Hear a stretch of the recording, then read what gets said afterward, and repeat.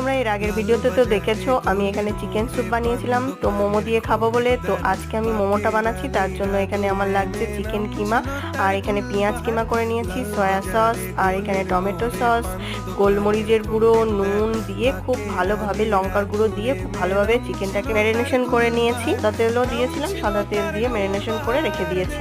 তো এখানে ময়দাটা খুব সুন্দর নরম নরম করে মেখে ঢাকা দিয়ে রেখে দিতে হবে। তারপর আমি বেলে একটা গ্লাসের সাহায্যে গোল গোল করে কেটে নিয়েছি, আর ভেতরে পুর ভরে দিয়ে সামান্য পাশে জল দিয়ে এরকম মোমো শেপ করে নেব। তো আমার ছেলেও দেখতে পাচ্ছ কেমন মোমো বানাচ্ছে, তো ওরই খাওয়ার খুব ঝোঁক ছিল যে মা মোমো বানাও মোমো বানাও। তো দেখো আজকে এক থালা মোমো করে নিয়েছি, নেই কত খেতে পারিস তোরা, আজকে খাবি, দেখবো কত খাস। তো আজকে গরম হাঁড়িতে জল ফুটতে দিয়ে ওপরে আমি মোমোগুলো এরকম স্টিমে বসিয়েছিলাম। দারুণ হয়েছিল, একদম দোকানের মতন। ছেলে খেয়ে তো খুবই খুশি, আর মেয়ে খেয়ে তো বলছে মা একদম দোকানের মতন।